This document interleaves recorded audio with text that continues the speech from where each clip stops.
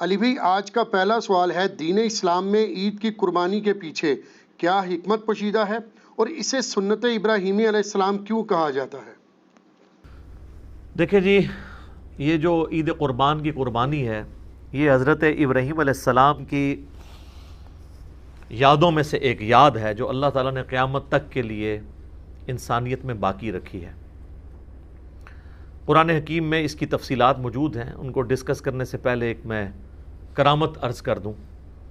ہماری آج کی یہ مجلس جو ہے نا، یہ 124 نمبر مجلس ہے، اور یہ اچانک ہی ڈیسائیڈ کیا کہ اب چونکہ قربانی کا مہینہ شروع ہونے والا ہے، ذی قعدہ کا آخری عشرہ چل رہا ہے، اور اس کے فوراً بعد ذو الحجہ 1441 ہجری شروع ہو جائے گا۔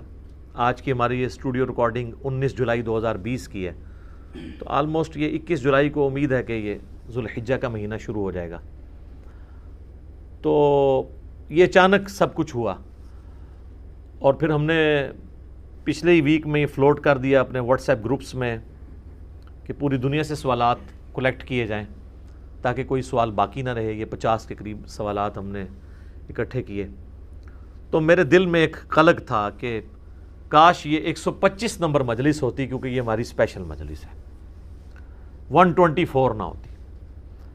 پھر میرے دماغ میں ایک بات آئی کہ میں قرآن حکیم میں کوئی صورت ایسی کھولوں جس میں 124 نمبر آیت مجھے ایسی ملے جس کا تعلق ڈائریکٹلی ابراہیم علیہ السلام کے ساتھ ہو، اگر ڈائریکٹ نہ بھی تو انڈائریکٹلی ہو۔ تو یہ اللہ کی طرف سے کرامت ہوئی کہ سورۃ البقرہ جب میں نے کھولی نا، تو اس کی آیت نمبر 124، اور ہماری آج کی مجلس بھی مجلس نمبر 124، وہ اسپیسیفکلی ابراہیم علیہ السلام کی ساری قربانیوں کو ایک جگہ پہ اللہ تعالیٰ نے ڈسکس کیا ہے۔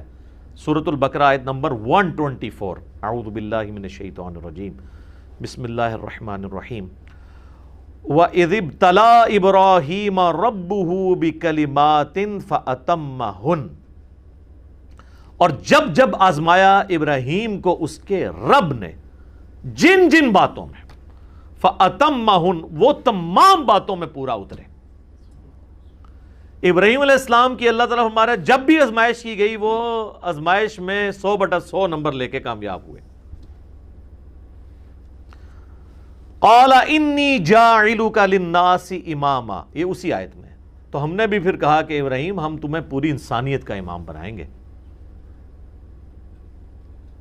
قَالَ وَمِن ذُرِّيَّتِي، تو انہوں نے عرض کیا، اے اللہ میری اولاد کا کیا بنے گا؟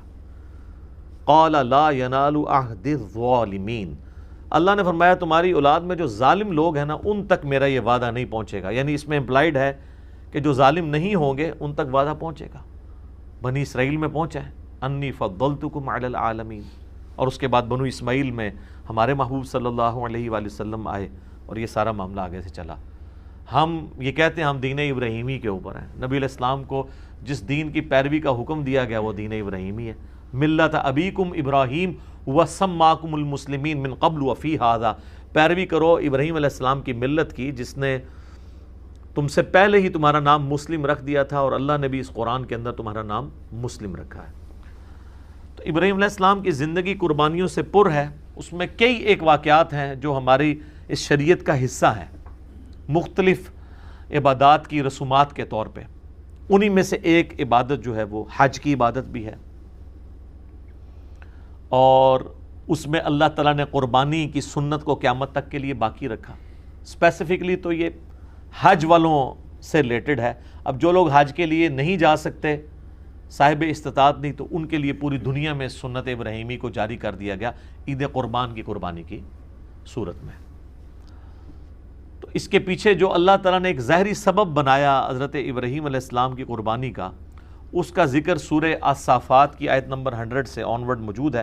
پارہ نمبر 23 کے اندر ابراہیم علیہ السلام کے اس واقعے کا ذکر ہے جس کی وجہ سے یہ سنت باقی رکھی گئی، اس میں اس کا ذکر بھی آ جائے گا۔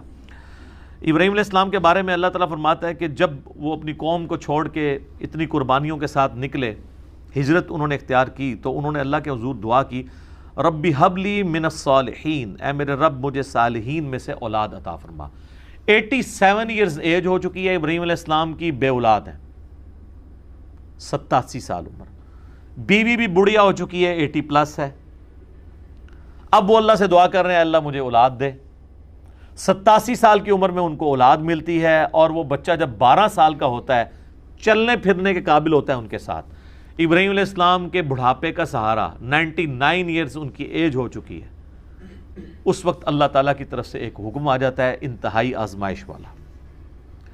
تو اللہ تعالیٰ ہمارا فبشرناہ بغلام حلیم، ہم نے انہیں ایک حلم والے بچے کی بشارت دی، بڑا صابر بچہ تھا۔ فلما بلغ معہ السعی، جب وہ ان کے ساتھ چلنے پھرنے کے قابل ہوا، یعنی 12 سال کی اس کی عمر ہوئی۔ اب یہ بچہ کون سا ہے اس میں اختلاف ہے، ایٹ لیسٹ مسلمانوں میں اہل سنت اور اہل تشیع تو اس پہ متفق ہیں آلموسٹ آج کی ڈیٹ میں، کہ یہ حضرت اسماعیل علیہ السلام ہے، جن کی نسل سے ہمارے محبوب صلی اللہ علیہ وآلہ وسلم پیدا ہوئے۔ لیکن اہل سنت میں ہی ایسے ائمہ ہیں جو یہ مانتے ہیں کہ اس سے مراد حضرت اسحاق ہیں، اور یہودیوں کا بھی یہی موقف ہے۔ بلکہ المستدرک الحاکم میں آپ کو کئی ایک روایتیں بھی ایسی ملیں گی، اگرچہ ان کی سند صحیح نہیں ہے لیکن اہل سنت کی کتابوں میں تو موجود ہے۔ اور اس سے بھی بڑھ کر امام طبری، ابن جریر طبری، جو اہل سنت کے پہلے مفسر ہیں، پہلے 300 سال کے مسلمانوں میں آتے ہیں، انہوں نے جو تفسیر ابن جریر جسے طبری کی تفسیر کہا جاتا ہے، اس میں انہی آیات کے کانٹیکسٹ میں وہ تو وثوق کے ساتھ کہتے ہیں کہ ذبیح اللہ جو ہیں حضرت اسحاق ہیں۔ اس حوالے سے سب سے جو انٹلیکچول بحث ہے وہ آپ کو تفہیم القرآن میں ملے گی۔ مولانا مودودی نے قرآن حکیم کی آیات سے ڈائریکٹلی تو ظاہر ثابت نہیں ہوتا، انڈائریکٹلی قرائن کے ذریعے ثابت کیا ہے کہ موسٹ پروبیبل ذبیح اللہ جو ہیں حضرت اسماعیل علیہ السلام ہیں۔ اس کے باوجود ہمارے اسلاف میں بعض لوگ حضرت اسحاق کو ذبیح اللہ مانتے ہیں، جس طرح کہ یہودیوں میں، اس سے کوئی فرق نہیں پڑتا، کیونکہ اس میں اصل میں بتایا جا رہا ہے کہ یہ ابراہیم کی قربانی ہے، چاہے ان کا وہ بیٹا اسحاق تھا، اسماعیل تھا، اس سے کوئی فرق نہیں پڑتا، اصل ابراہیم کے لیے امتحان تھا، اسی پہ ایمفسائز کیا گیا۔ تو اللہ تعالیٰ ہمارا جب چلنے پھرنے کے قابل ہوا، قال یا بنیا، تو ابراہیم علیہ السلام نے کہا اے میرے بچے، انی ارا فی المنام، میں نے خواب میں دیکھا ہے۔ یاد رکھیے گا نبیوں کا خواب وحی الہی ہوتا ہے، بخاری مسلم دونوں میں حدیث ہے کہ نبوت کا 46واں حصہ ہے خواب، انبیاء کے خواب میں شیطانوں کو دخل نہیں ہے۔ انی اذبحک فانظر ماذا تری، میں یہ دیکھ رہا ہوں کہ میں تمہیں خواب میں نے دیکھا کہ میں تمہیں ذبح کر رہا ہوں، تو بتاؤ تمہاری کیا رائے ہے۔ اب ظاہر ہے وہ بھی نبی کا بچہ تھا، اسے پتا تھا کہ جب نبی کو خواب دکھایا گیا تو اللہ تعالیٰ پریکٹیکلی یہ قربانی چاہ رہا ہے۔ ظاہر ہے کہ اب وہ اس ماں کی اولاد ہے کہ جس کو بیابان میں سورہ ابراہیم میں آتا ہے کہ حضرت ابراہیم علیہ السلام ایک بالکل بیابان جگہ میں مکے کے اندر چھوڑ کے چلے گئے اللہ تعالیٰ کے توکل کے اوپر۔ قال یا ابت افعل، انہوں نے کہا اے میرے ابا جان کر گزریے، ما تؤمر، جس کا اللہ نے آپ کو حکم دیا، ستجدونی انشاءاللہ من الصابرین، انشاءاللہ آپ مجھے صابروں میں پائیں گے، آپ کو جو آپ کے رب کا حکم ہے وہ کر گزرے۔ اللہ اکبر۔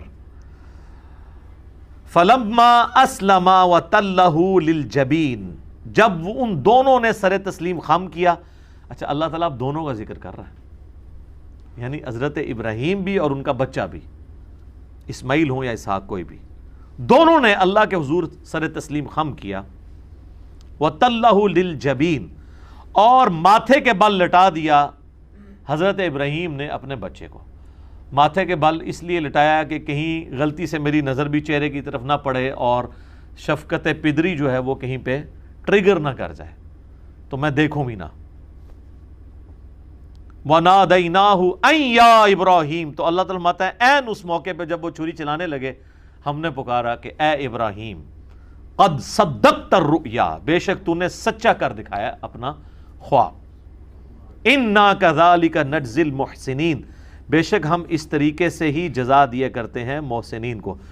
یعنی حضرت ابراہیم نے تو اپنے بچے کی لائف اور اپنی وہ محبت سٹیک پہ لگا دی تھی، بس وہ آخری لمحہ تھا نا، ادھر تک اللہ تعالیٰ لے آیا ایج کے اوپر جا کے۔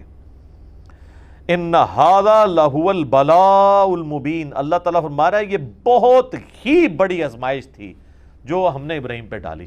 یار جس کو اللہ کہہ رہا ہے کہ یہ بہت بڑی آزمائش تھی، وہ آزمائش کتنی بڑی ہے، اور اس میں حضرت ابراہیم کی کتنی تعریف بیان ہوئی ہے۔ اللہ اکبر۔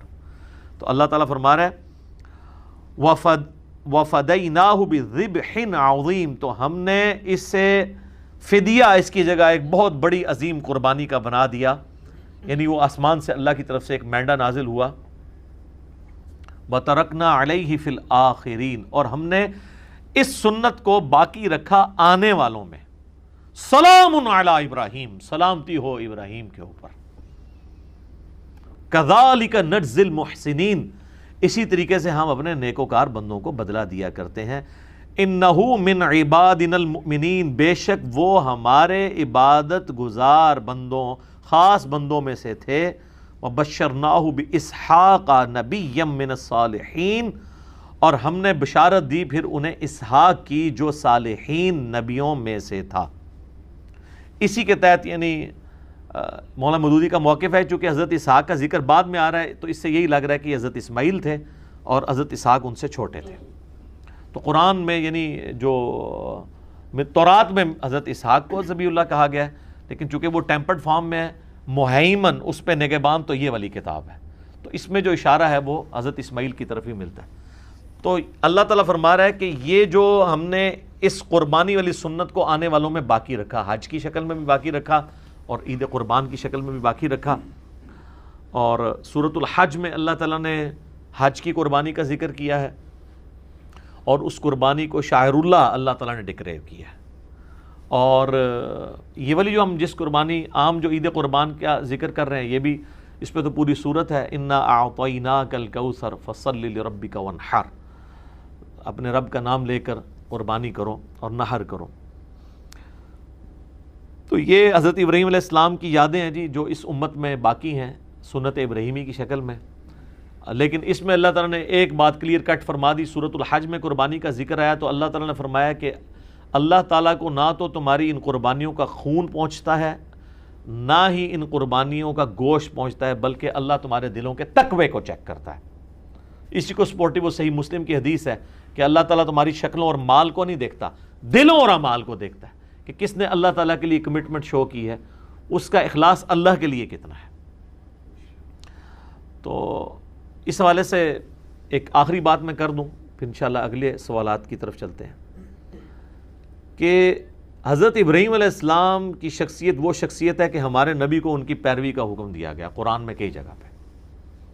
سورۃ الانعام کے اندر بڑی وہ وجد امیز آیات ہیں اس کے اینڈ پہ، چونکہ سورتوں کا اینڈ بڑا جاندار ہوتا ہے۔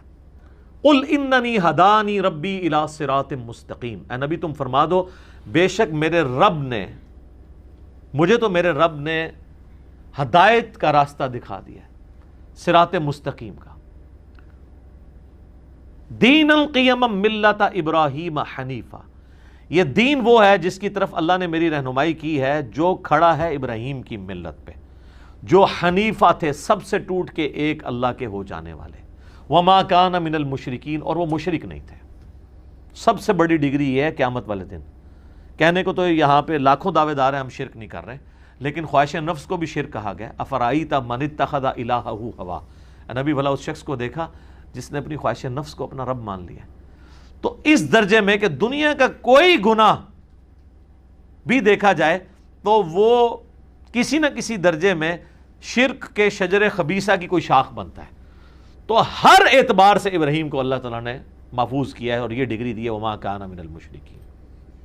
قل ان صلاتی و نسکی، اے نبی فرما دو کہ بے شک میری نماز اور میری قربانی، ومحیایا و مماتی، اور میرا جینا اور میرا مرنا، للہ رب العالمین، اس اللہ کے لیے ہے جو تمام جہانوں کا پالنے والا ہے۔ وَبِذَالِكَ أُمِرْتُ لا شریک لہ، اور میں اس کے ساتھ کسی کو شریک نہیں ٹھہراتا۔ وَبِذَالِكَ أُمِرْتُ، اور مجھے اسی کا حکم ہوا ہے، وَأَنَا أَوَّلُ الْمُسْلِمِينَ، کہ سب سے پہلے میں اللہ کے حضور سر تسلیم خم کروں، سب سے پہلا مسلم میں بنوں۔ انہی آیات میں جو ہے نا، قل ان صلاتی و نسکی، بے شک میری نماز اور میری قربانی، ومحیایا و مماتی، اور میری زندگی اور میری موت، کس کے لیے؟ اللہ کے لیے۔ اب آپ ذرا اس کو ریلیشن شپ دیکھیں، قل ان صلاتی و نسکی، میری نماز میری قربانی،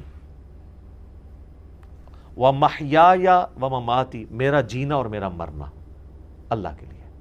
یہ جینے کا تعلق نماز کے ساتھ ہے۔ زندگی میں آپ نے نماز قائم رکھنی ہے تو آپ زندہ ہیں۔ جو بخاری مسلم میں حدیث ہے، جو اللہ کا ذکر کرتا ہے وہ زندہ ہے، جو نہیں کرتا وہ مردہ ہے۔ وَأَقِمِ الصَّلَاةَ لِذِكْرِي، میری یاد کے لیے نماز کو قائم رکھنا۔ حضرت موسیٰ کو نبی علیہ السلام اللہ تعالیٰ نے فرمایا تھا، جو سورہ طٰہٰ میں آتا ہے۔ تو زندگی کیا ہے؟ نماز۔ اِنَّ صَلَاتِي وَنُسُكِي، اور دوسری چیز کیا تھی؟ قربانی۔ تو قربانی کا تعلق کس کے ساتھ ہے؟ موت کے ساتھ۔ اِنَّ صَلَاتِي وَنُسُكِي وَمَحْيَايَ وَمَمَاتِي، نماز کا تعلق حیات کے ساتھ اور قربانی کا تعلق موت کے ساتھ۔ سر یہ جو آپ جانور قربان کر رہے ہوتے ہیں نا، یہ آپ یہ کہہ رہے ہوتے ہیں کہ میں اس جانور کو قربان کر کے سنت ابراہیمی کی یاد تازہ کر رہا ہوں کہ اوریجنلی تو ہمیں اپنی اولاد کو بھی اگر قربان کرنا پڑے اللہ کے لیے تو ہم کریں گے۔ یہ جانور تو ایک سمبل کے طور پہ ہے، اور اس سے بھی بڑھ کے اگر ہمیں اپنی بھی جان دینی پڑی، کیونکہ اللہ تو ادھر اپنی جان کی بات کر رہا ہے نا، وَمَمَاتِي، میری موت اللہ کے لیے، بے شک میری نماز، میری قربانی، میرا جینا، میرا مرنا اللہ کے لیے ہے جو تمام جہانوں کا پالنے والا ہے۔ تو سر قربانی کا جو فلسفہ ہے نا، یہ بڑا، یعنی حج کا ایک ایک آپ رسم کو دیکھیں نا، جو جو اس میں رسومات ہمیں سکھائی گئی ہیں، ایک ایک جو مناسک کے اندر چیزیں آتی ہیں، وہ ہر ایک کے اندر ایک پورا فلسفہ ہے۔ سب سے بڑا تو احرام ہی دیکھ لینا جی، کفن کی علامت ہے جی، آپ نے انسلے کپڑے پہنے ہوئے ہیں، کوئی غریب ہے امیر ہے، سب کا سب ایک ہی لباس کے اندر ہے، ٹھیک ہے جی۔ تو یہ تو خیر ایک ڈیٹیل طلب ٹاپک ہے، چونکہ آج ہم قربانی کو ڈسکس کر رہے ہیں۔ تو یہ اللہ کی طرف سے ایک کرامت ہوئی ہے کہ سورۃ البقرہ کی آیت نمبر 124 کیٹاگوریکلی ابراہیم علیہ السلام کی قربانیوں کو اللہ نے انڈورس کیا ہے۔ اور آپ دیکھیں سورہ نجم میں آئے تو حضرت ابراہیم کے بارے میں وَإِبْرَاهِيمَ الَّذِي وَفَّى، ابراہیم وہ ہے جو وفا کرنے والا ہے اپنے رب کے ساتھ۔ ابراہیم اللہ کے ساتھ وفا کرنے والا، تو یہ وفا ان کی ہر زندگی کے لمحے میں ہمیں نظر آتی ہے۔ تو آج یہ کرامت ہوئی ہے جی، 124 ہماری مجلس تھی، قربانی پہ ہے، ابراہیم علیہ السلام کے ساتھ ریلیٹڈ ہے۔ اور اس کے ساتھ ایک چھوٹی سی کرامت یہ ہوئی کہ ہم نے پچھلے ویک ویسے ہی ڈیسائیڈ کیا کہ جس طرح ہم نے حضرت عیسیٰ علیہ السلام کی منقبت پڑھوائی تھی، تو ہم ایک حضرت ابراہیم علیہ السلام کے اوپر بھی منقبت، مجھے شعیب بھائی نے کہا کہ اس طرح ہے میں تیار کروں، میں نے کہا جی کریں۔ تو اللہ کی طرف سے دوسری کرامت ہوئی کہ وہ آج ہی ہم نے پڑھوائی ہے وہ منقبت، جب ابراہیم علیہ السلام کا ذکر ہو رہا ہے، ان کی قربانیوں کا ذکر ہو رہا ہے۔ تو یہ دو کرامتیں اللہ کے فضل سے جمع ہوئی ہیں، لہٰذا ہم کرامتوں کو مانتے ہیں، منکر نہیں ہیں۔ تو ابھی ہم ایک چھوٹا سا وقفہ کریں گے چائے کا اور سموسوں کا، انشاءاللہ ملتے ہیں ایک چھوٹے سے وقفے کے بعد انشاءاللہ۔